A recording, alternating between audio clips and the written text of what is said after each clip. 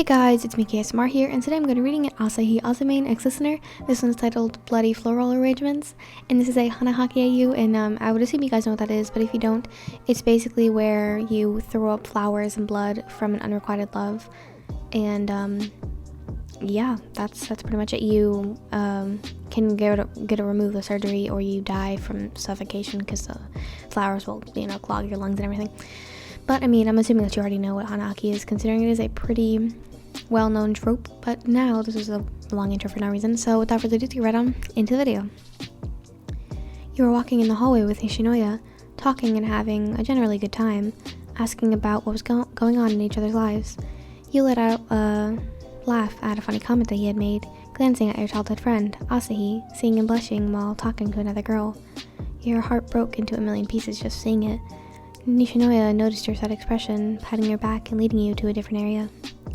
You went to class, finishing the day off, meeting up with Nishinoya and walking around for a bit before he had practice.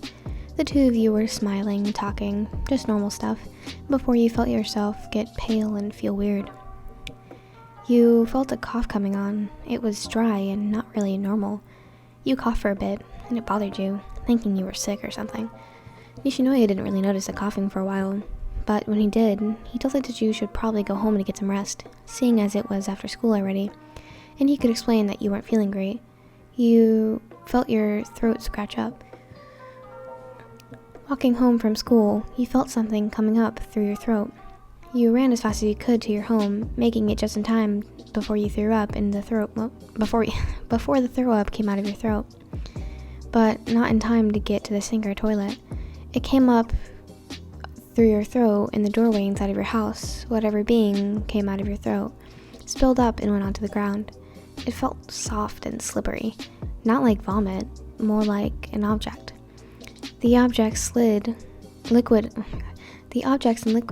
slid up through your throat, through your mouth and landing on the ground in front of you. There were a few yellow petals and a pool of blood on the ground. Horror filled your eyes as you had realized that you had a fatal disease. It would only happen when you were in love. Hanahaki disease. The disease happens when someone experiences an unrequited love. It causes the victim to throw up flower petals and blood, and there is only two cures. The love that wasn't known of is now returned. The love that wasn't known of or returned will be returned, which cures the victim and makes them better. The only other way to get them removed is by surgery, but that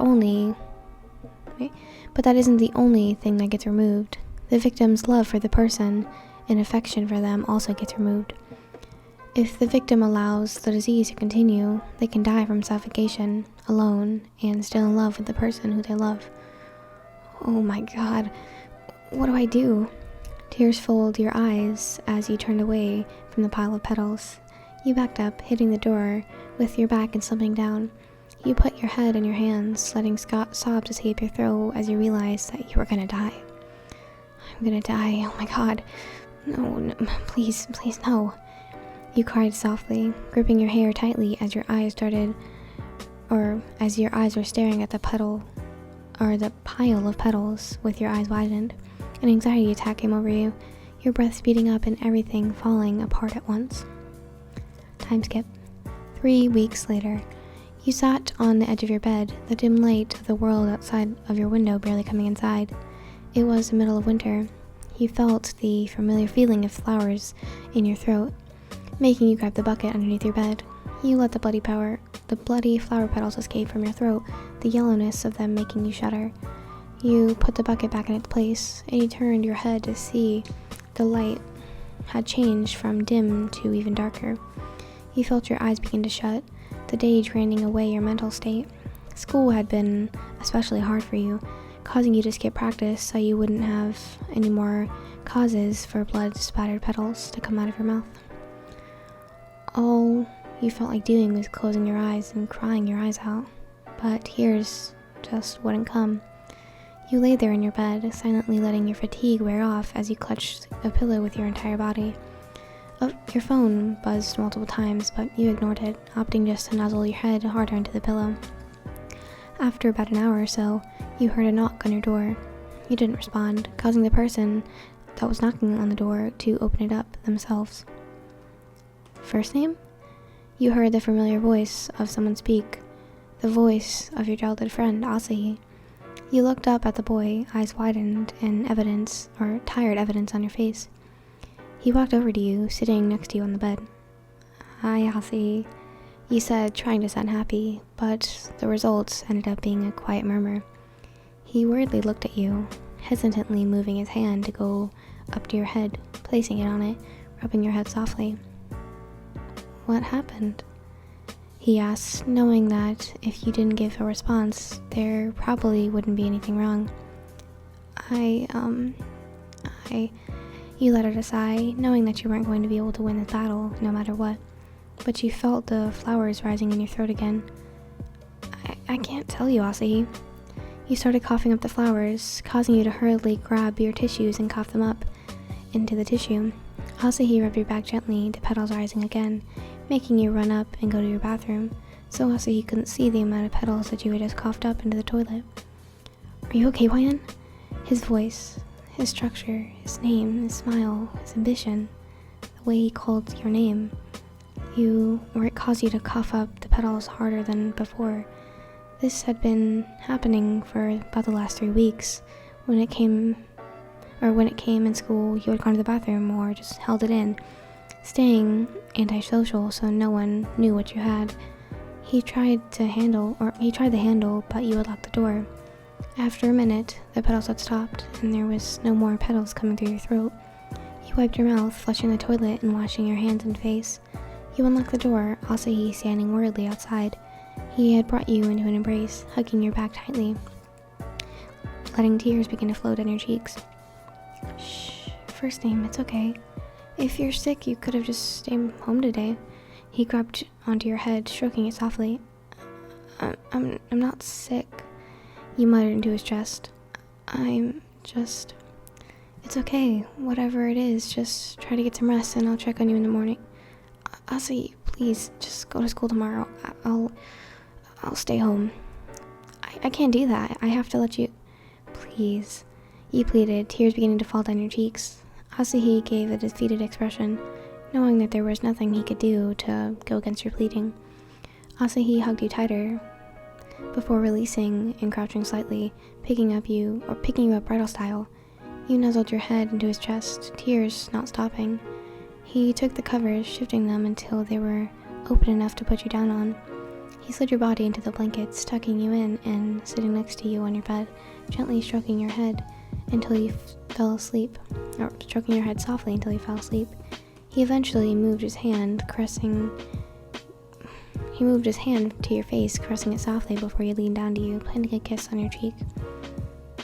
I'll see you tomorrow morning. Good night. I love you, Asahi whispered before he quietly got up, leaving you to sleep peacefully. Time skip. The next day. You woke up from the petals you woke up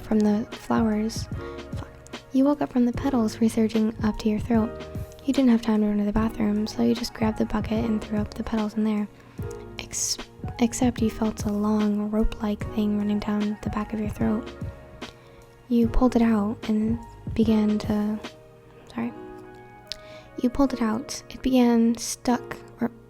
it being stuck in your throat, blood and petals getting all over your hand in the process. You saw it.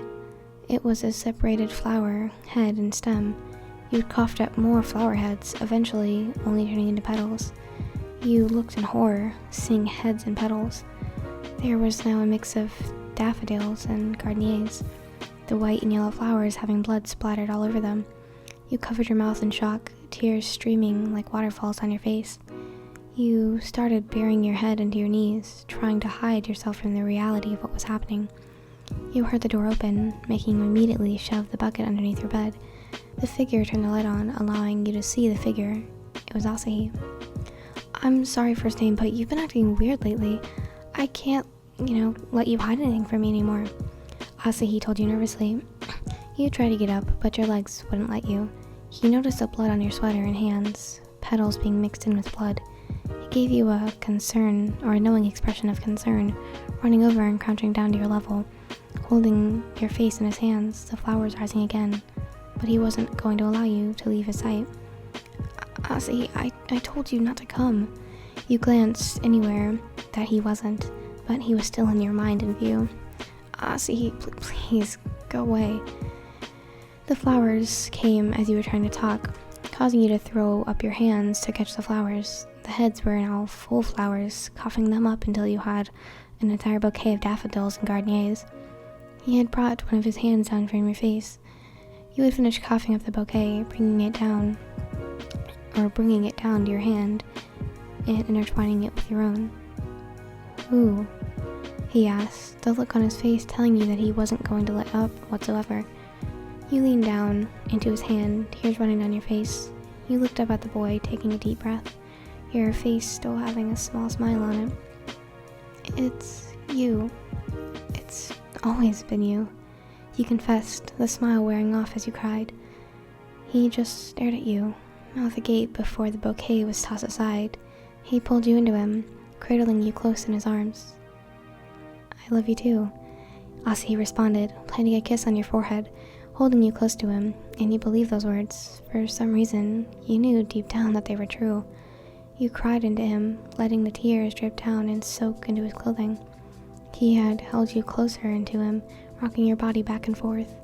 You had felt the stuffiness in your own throat start to dissipate, coughing up the flowers once more, the full flowers cutting your throat slightly, finally being reduced to mere petals, and then to nothing.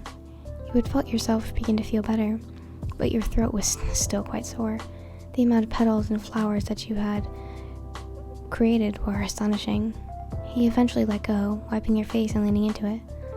I love you so much, but please don't make a bloody floor arrangements for me, or because of me, he pleaded, holding your face as he kissed you softly and slowly, lingering slightly before letting you go and backing off. I love you too, Asahi, he said. You stopped crying, a smile coming onto your face, grabbing the boy and kissing him again. The two of you were left a blushing mess, rubbing the back of your necks in embarrassment. That was kind of awkward. Asahi awkwardly brought his hand to scratch his cheek. You nodded in agreement, eyes darting towards the flowers on the ground. A frown came to your face. I can't believe that you love me back. I just love you way too much.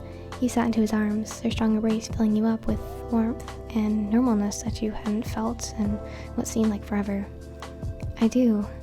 I have ever since we started crossing it together, he confesses, his cheeks burning red, or bright red. You giggled at his flushed cheeks. You're so cute, Asahi. You're even cuter than I am, first name, he replied, a smile on his face as he began blushing at making such comments towards you. You blush, bringing your hands to take his hands off of your own so you could get up, picking the bloody flower arrangements off the floor, tossing them into the garbage. The boy helped you clean up the flowery mess, getting the bleach for the bloods and such, causing the two of you to miss school and morning practice, which wasn't something that Asahi did often. After everything was cleaned up, Asahi ran a bath for the both of you, letting you get cleaned up as... There's some loud noise, sorry. As afterwards, you would need a few days to heal up your lungs and throat.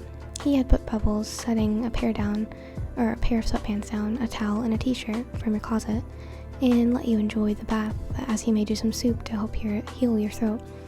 Asahi was cooking soup to help you. His phone rang, and you realized that he had missed school. Sugawara and Daichi were bombarding him with texts. He just responded that he was taking care of you since you were sick. They had told him that they'd get notes from the both of you, so you wouldn't mind. He saw you come out of the bathroom, towel on your head, as you sat on the couch, letting the covers engulf you.